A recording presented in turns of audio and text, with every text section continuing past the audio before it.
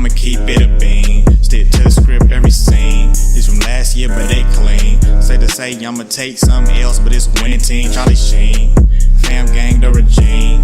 I'm from Piney Green. This been overdue forever. Asked me when it was dropping, said never.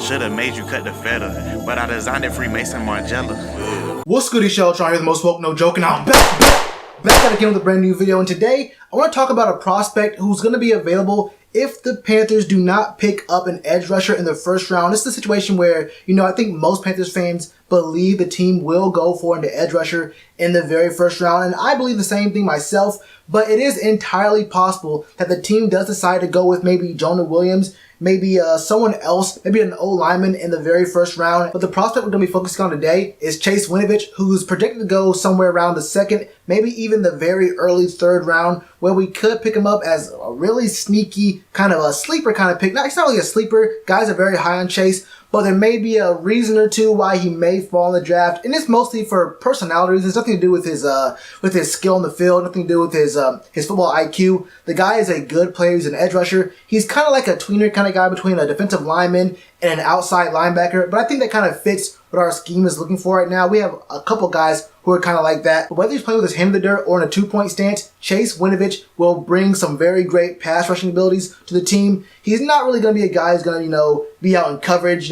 play a zone or even turn and run with a guy, maybe a tight end or whatever. He is a pass rush specialist, but he has a lot of skills and a lot of intangibles I think teams are very, very high on. First off, he's 6'3", 255, and that might just be a little bit kind of light to be an edge rusher with your hand in the dirt. But honestly, the way this guy plays, he'd probably be all right. He might be able to add maybe 5-10 pounds to his frame, but I have really no big issues with him playing at 255. That's all right with me. Throw up his stats right here for me. The guy has been productive for 3 straight years at Michigan. I mean, these numbers are actually really good, and it seemed like he actually improved each season. In 2016, he had 32 total tackles, 8.5 for a loss, 5 sacks, and a forced fumble. 2017, he had 73 total tackles, 19 for a loss. 8.5 sacks, 2 fumbles forced, 2 fumbles recovered. That's pretty great. 2018, the numbers kind of went down a little bit, but they were still really, really good.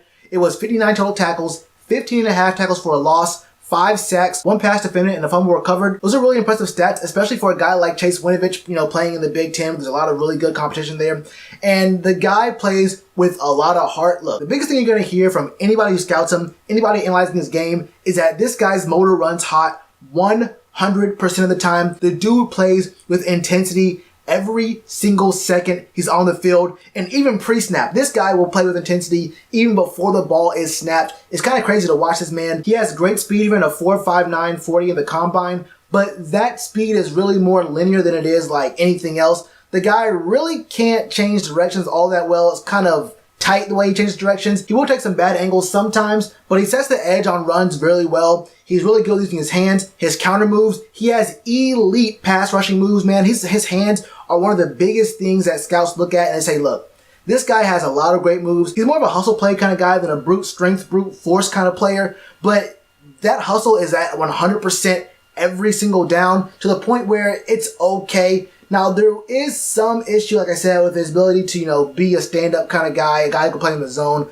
a guy who you want to be out there, maybe even in the flat. He really won't do that for you. He might be able to, play against a running back sometimes, but I wouldn't tell him to do that. I would have him up there as a solely pass rushing kind of guy. Someone who's either going to be standing up or, give him a wide angle from the edge, maybe have him a little bit further out than you would normally have an edge rusher out there, and let him set the edge, let him direct traffic back to the inside, which is something he's really good at. The guy is a very smart player. Like, he doesn't get tricked by counter moves, zone kind of plays, play action. He sees the plays developing and he watches it and he attacks it when he sees it. He doesn't really get tricked by any kind of eye candy, that kind of stuff. He's a very interesting prospect, but according to WalterFootball.com, which is a pretty reliable source, I think, on these kind of things, there were some questions about how he performed in his interviews at the Combine. There were some reports that some teams were saying that his personality might be a little bit too over the top for a locker room. He may be a little bit too crazy for the locker room. That kind of explosive personality that he has is not just on the field, it's also, in his daily life.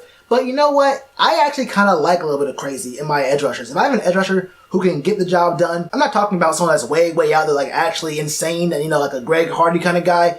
We don't want another Greg Hardy, although he was a very, very productive guy on the team, but I haven't seen anything that says or suggests he'd be like Greg Hardy anyway. I don't want to get that out there. But You know, I don't mind a little bit of crazy. Now, there was one more thing people were talking about from his combine interviews. There were some reports of him maybe being a little bit too focused on like the glitz and glamour and like the fame aspect of the NFL. That can be maybe an issue, but we have the kind of culture, the kind of team right now where we do allow for some pretty big personalities. I'm not all that concerned with it. If the guy can, you know, play on the field, ham it up for the cameras, bro. If you need to, if you want to be famous, don't let that affect your game. Honestly, I don't really try to focus on combine interviews all that much because these teams are very, very weird, man. These NFL teams, the questions they ask are designed to get guys to say crazy things or designed to get these guys to be very, very uncomfortable. And on one hand, I think it's kind of weird and kind of a goofy kind of move to just put basically kids through that. But on the other hand, depending on the media market that you're going to, you might need to see where guys' heads at, you know, how do they react to crazy quotes, to crazy questions, to guys saying things about them in the media because, you know, some media markets can get crazy. And if you can mitigate the risk of, you know, having a guy on your team who might go on a Twitter tirade or, you know, might start attacking your media market, then you might not want to pick up that guy. But honestly, Charlotte's media market is so small compared to what the actual market is in Charlotte that I don't see it being a real big issue. I don't see too many guys being very inflammatory or even very much personality in the media market in Charlotte, so I don't see that being a big problem. Chase Winovich could be a pretty valuable pick in the second round, maybe even the third if his stock does drop. There's been some teams that have dropped him to the fourth. I don't see that happening. I think the third is about the latest you'll see Chase Winovich come off the board. Adding a little bit more fire, a little bit more explosiveness to the team and to our culture, especially on the defensive side of the ball. You know what? I like that. We can market that. I'm cool with that. You know, get a little bit more fire. Since Josh Norman left, we haven't had all that much big personality on the team. And to bring it back on the edge, I can dig that. That's my thoughts. What are your thoughts on Chase Winovich? Do you like him? Do you not like him? Do you think the team should just go for an edge rusher in the first round and say, you know what, Chase might be good, but we want to get one of these guys who's available in the first round, no matter who it is, bro. Edge rusher, no matter what, first round. What are your thoughts on big personalities? What are your thoughts on guys being thirsty for fame? Let me know all that in the comments below. And one last thing before I go, if you haven't yet, go down to the pinned comment below. Click on that link to go to the petition to get the Panthers to partner with this channel, man. It'll mean a lot to me. It takes about 10 seconds to do. It's a really quick process. And if you're looking for a way to support the channel without spending any kind of money, that'll be the best way to do it. Either way, whether you do or don't, you already know to do that like button. Cheers to you, appreciate the chance. Been told y'all I been the man. Been told y'all I had the gift. Tell a friend to tell a friend. Real ones gonna recommend. Count this as another win.